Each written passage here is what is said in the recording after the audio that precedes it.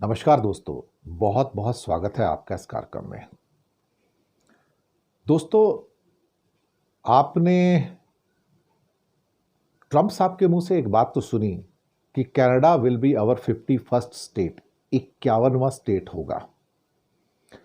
और रिपीटेडली उन्होंने कहा, ग्रीनलैंड की बात भी की, लेकिन कनाडा के बारे में खास तौर से 51st स्टेट के बारे में बहुत चर्चा की।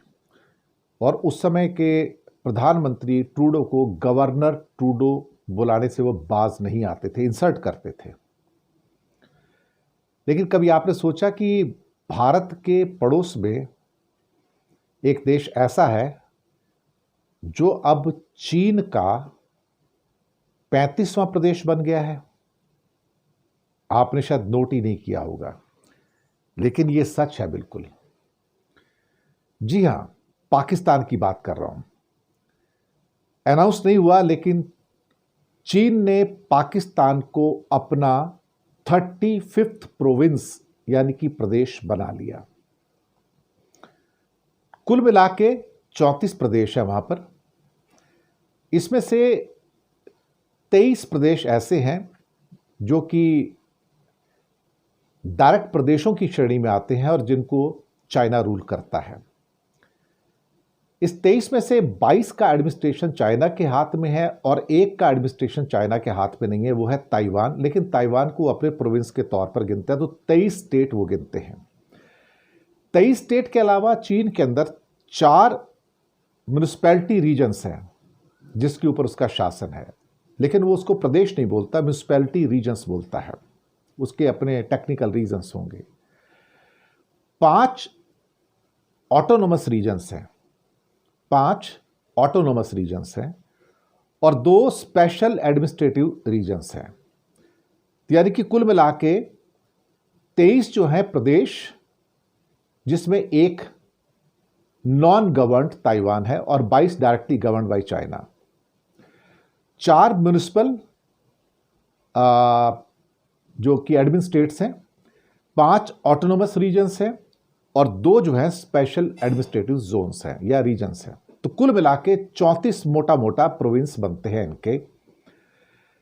लेकिन लोग नोट नहीं कर पाए कि जैसे जैसे समय गुजरा, पाकिस्तान चीन का 35वां प्रदेश बन गया। 1963 के अंदर पाकिस्तान ऑक्युपाइड कश्मीर के गिलगिट बाल्टिस्तान का, जिसका टोटल एरिया लगभग 72,000 स्क्वायर किलोमीटर है, उसका 5,000 स्क्वायर किलोमीटर का एरिया जिसका नाम शाक्सगैम वैली है, वो चीन को गिफ्ट कर दिया था। कभी सोचा कि कोई देश किसी और को गिफ्ट करता है? लेकिन चीन और पाकिस्तान की आपस में जो बॉनहोमी है या गहमा गहमी आपस में प्रेम जो है वो बहुत पुराना है। तो 1963 के अंदर शाक्सगैम वैली चली गई थी। भारत ने उसका विरोध भी किया, लेकिन सुनता कौन है। उसके बाद इसी गिलगिट बाल्टिस्तान के अंदर से पाकिस्तान ने सीपेक प्रोजेक्ट की परमिशन दी, यानी कि चाइना पाकिस्तान इकोनॉमिक कॉरिडोर, जिसकी कीमत थी $60 बिलियन। $60 बिलियन। सच कहा जाए तो $60 बिलियन के आसपास तो पाकिस्तान का टोटल बजट ही होता है, मुश्किल से वो भी, बल्कि उससे भी कम। तो चाइना क्या बेवकूफ है जो इतने पैसे खर्च कर रहा है एक स्टेट पे, और उसको पता है कि इस भिखारी पाकिस्तान से पैसे कभी वापस नहीं आएंगे? तो चाइना का माइंड में एक चीज बड़ी क्लियर थी कि कैसे भी करके पाकिस्तान को इस कदर गुलाम बना लिया जाए कि वहां पर जो भी शासन होगा, मिलिट्री शासन हो या सिविलियन शासन हो, लोकतंत्र से चुनी सरकार हो या कोई आर्म फोर्सेस के जो फील्ड मार्शल या जनरल्स हैं वो आ जाते हैं, चाहे अयूब खान आए, जनरल मुशर्रफ आए, याहिया खान आए, या अभी असीम मुनीर भी आ सकते हैं, वो भी शासक बन सकते, तख्ता पलट हो सकता है। तो कोई भी आए, चीन के प्रति जो उनकी वफादारी है वो कुछ इस किस्म की है जिसको आप कह सकते हैं कि ये 35वां प्रदेश होने के नाते है। इसके साथ एक खास बात, अभी आपने देखा होगा कि पाकिस्तान के विदेश मंत्री, जो कि उप प्रधानमंत्री भी हैं, डिप्टी प्राइम मिनिस्टर भी है, इशाक डार, जब वो चीन पहुंचे, एक ट्राइलेटरल मीट थी, चाइना, पाकिस्तान और अफगानिस्तान की, जिसमें तीनों देशों के विदेश मंत्रियों की मीटिंग थी। उसमें जब हवाई अड्डे पर जब उतरते हैं Ishaq Dar, deputy prime minister of Pakistan, तो सिर्फ एक चाइनीज व्यक्ति था वहां पर, उसका एक असिस्टेंट था जो उनको लेने के लिए एयरपोर्ट आए थे, बाकी कोई नहीं था, बाकी पाकिस्तान के एम्बेसी के लोग थे। और इससे ज्यादा इंसल्ट क्या हो सकती कि उनको सामने खड़ी हुई एक मिनी बस के अंदर बिठाकर भेज दिया गया। एक कार का बंदोबस्त भी नहीं था वहां पे साहब, मिनी बस के अंदर उसको बिठाकर भेज दिया गया। तो उसको ये बताया गया कि ये तुम्हारी औकात है, तुम्हारी औकात इससे ज्यादा नहीं है चाइना में, और तुम्हें एक सिर्फ कार नहीं दी जा सकती है, तुम्हें एक, हम सिर्फ यही दे सकते हैं, एक मिनी बस है, उस मिनी बस में बैठो, आप बैठ के चले जाओ उसके अंदर। मैंने कभी किसी देश के विदेश मंत्री को या डिप्टी प्राइम मिनिस्टर को किसी और देश में जाकर इस ढंग से एयरपोर्ट से, एयरक्राफ्ट से उतरकर बस में जाते हुए नहीं देखा। कारपेट वगैरह की तो बात ही छोड़ दी, कारपेट वगैरह कुछ था ही नहीं वहाँ पे। लेने भी कोई एक बहुत छोटा सा, कोई लगता है ऐसे कोई असिस्टेंट टाइप का आदमी होगा जो उनकी मिनिस्ट्री का चाइना का होगा, वो लेने आया वहाँ पर उसको। तो उसको सीधा बोला कि आइए बस में आइए, बैठिए और चलते हैं। मिनी बस थी वो एक्चुअली। ये तो आदमी तभी ट्रीट कर सकता है इस ढंग से किसी व्यक्ति को जब वो उसको अपना पूरा का पूरा सबॉर्डिनेट समझता हो कि जाओ भाई कोई बंदा आ रहा है और उसको जाके क्लर्क भेज दो या असिस्टेंट भेज दो जो एयरपोर्ट पर उसको रिसीव कर लेगा प्रोटोकॉल होने के नाते, और बस में बिठा के उसके लिए कार भी नहीं दी गई। तो इससे बड़ी इंसल्ट और क्या हो सकती थी।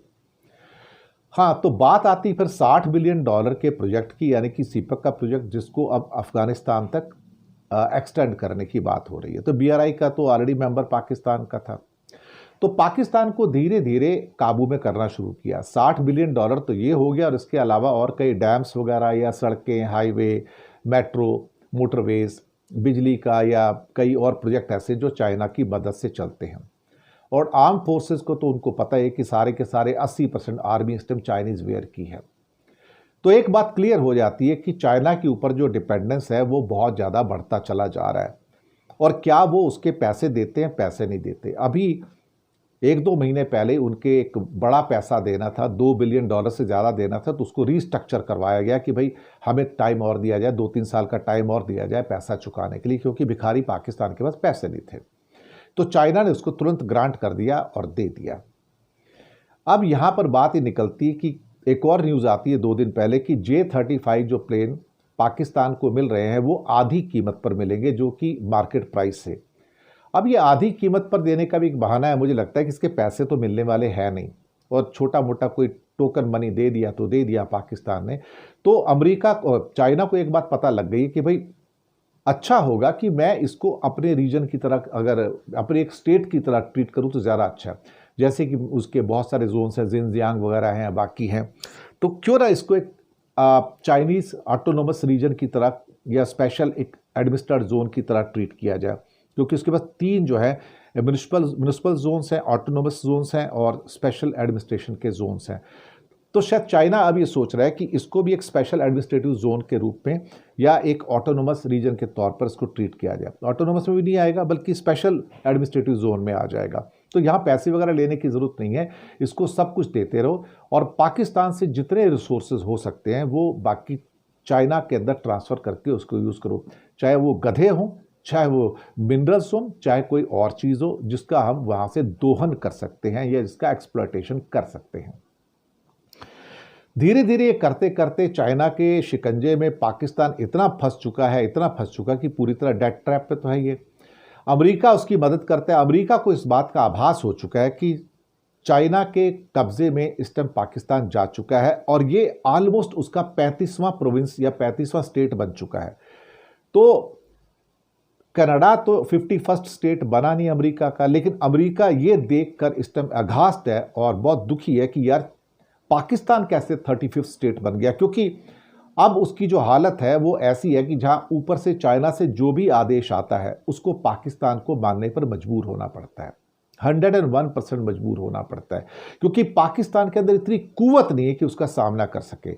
अगर वहां का कोई एक व्यक्ति आ जाता है, चाइना का कोई विदेश मंत्री भी आ जाता है, पता लग रहा है सारी की सारी पाकिस्तान के प्रोटोकॉल्स एयरपोर्ट पे मौजूद हो जाते हैं उसका स्वागत करने के लिए, और उसको एक किस्म से कहा जाए तो एक सबॉर्डिनेट के तौर पर वहाँ पर लेने जाते कि हाँ मुझे अपने बॉस आ रहा है उसको लेने जाना है।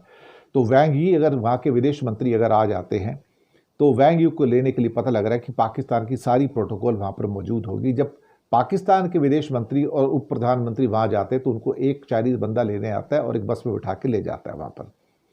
इससे आपको इस बात का एहसास हो जाना चाहिए कि इस समय पाकिस्तान चाइना का 35वां स्टेट बन चुका है। हैरान मत होइएगा। और उसके सारे बिहेवियर, सारे पैटर्न। अभी पीछे जब कई चाइनीज़ लोगों की पाकिस्तान में हत्या होगी तो चाइना बड़ा दुखी हुआ उससे और रोष भी व्यक्त किया। और 6000 से ज़्यादा लोग तो उनकी कुछ जोन्स के अंदर काम कर रहे हैं। 6000 से ज़्यादा चाइनीज़ सिस्टम किसी एक दो प्रोजेक्ट में काम कर रहे हैं, बाकी हज़ारों सीपैक प्रोजेक्ट पे काम कर रहे हैं। अब उनकी सुरक्षा के लिए पहली बार कहा गया कि चाइना की सिक्योरिटी एजेंसी जो हैं वो वहाँ पर रक्षा करेगी। अब ये पहली बार ऐसा हुआ है कि चाइना की ये सिक्योरिटी एजेंसी नहीं है, चाइना की आर्मी है जो सिक्योरिटी एजेंसी के नाम से अब पाकिस्तान में प्रवेश कर गई है। नाम है कि हम चाइना के नागरिक जो काम कर रहे हैं प्रोजेक्ट्स में उसकी रक्षा करेंगे। ये पहली बार ऐसा हुआ है कि किसी देश की आर्मी, फौज दूसरे देश के अंदर सिक्योरिटी अरेंजमेंट के नाम से वहाँ पर आती है और उनकी रक्षा करती है।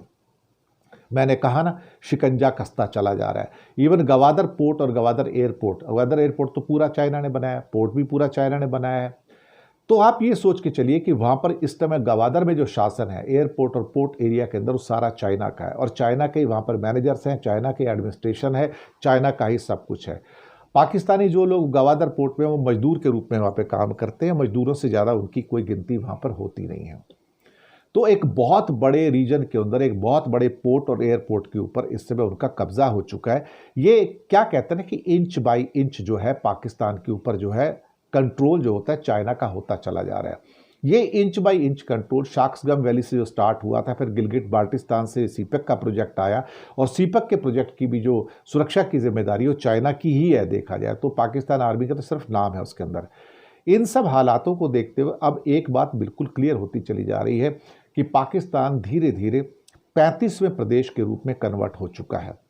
कोई कहेंगे कि कन्वर्ट हो रहा है, नहीं, मैं नहीं मानता कि कन्वर्ट हो रहा है। मैं ये कहता हूँ कन्वर्ट हो चुका है इस बात को। और जैसा चाहे चीन उसको ट्रीट करता है, एक गुलामों की तरह ट्रीट करता है। वहाँ के जो ऑफिशियल्स आते हैं, आप देखिए, अगर शहबाज शरीफ भी जो प्रधानमंत्री वहाँ पर चले जाएंगे तो उनको लेने के लिए एक बहुत लो लेवल का एक प्रोटोकॉल का व्यक्ति एयरपोर्ट पे आएगा लेने के लिए, इसके अलावा और कोई नहीं आने वाला है। जबकि शी जिनपिंग अगर पाकिस्तान में आ जाए तो पाकिस्तान की टॉप से लेके छोटी ब्रास सब उनके खैर मकदम के लिए और स्वागत के लिए एयरपोर्ट पे खड़े रहते हैं और रेड कारपेट उनको दिया जाता है। लेकिन पाकिस्तानियों को रेड कारपेट मिले ये तो इम्पॉसिबल बात है।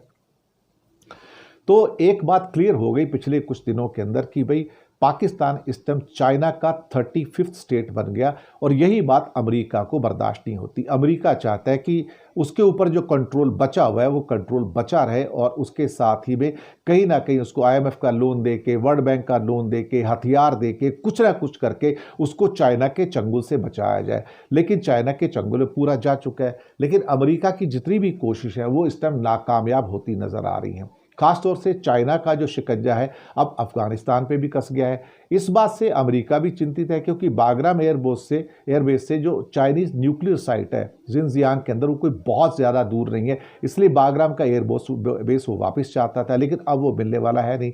कुछ खबरें तो ऐसी है कि वो चाइना को सौंप दिया गया है, तो ये अमेरिका को और परेशान कर रहा है। तो अमेरिका किसी भी हालत में पाकिस्तान को वापस लाना चाहता है कि कुछ कब्जा उसके पास भी रहे और बाकी कब्जा भले चीन के पास चला जाए, लेकिन कहीं ना कहीं ये अंदर से परेशानी सबको साल रही है। मैं समझता हूं कि पाकिस्तान की हालत इस टाइम बहुत ज़्यादा ख़राब है। एक तरफ वो चाइना का 35वां स्टेट बन चुका है, एक कह सकते हैं कि स्पेशल एडमिनिस्ट्रेटेड जोन कह सकते हैं, रीजन कह सकते हैं चाइना का उसको, और दूसरी ओर से अमेरिका उसके ऊपर जोर डाल रहा है कि तू मेरे पाले में थोड़ा बहुत रहे, सारा का सारा चाइना मत चला जाए। इसका मतलब कि दो ऐसी बड़ी महाशक्तियां हैं चीन और अमेरिका जो इस टाइम पाकिस्तान को कबड्डी का मैदान बना के वहाँ पर खेल खेल रही है। और पाकिस्तान की अपनी जो औकात है वो शून्य से ज़्यादा कुछ नहीं है, ज़ीरो से ज़्यादा कुछ भी नहीं है।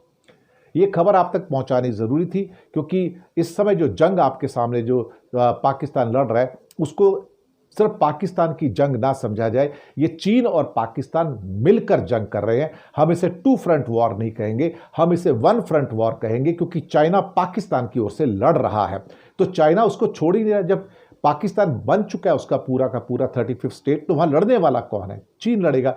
इसलिए वो कहता है कि मैं आधी कीमत के ऊपर मैं आपको J-35 भी दे दूंगा, बाकी मिलिट्री वेयर्स भी दे दूंगा। वो आधी कीमत भी एक बहाना है। इन एक्चुअलिटी वो सब चीज़ें फ्री आ रही हैं, उसका कोई पैसा नहीं लिया जा रहा है।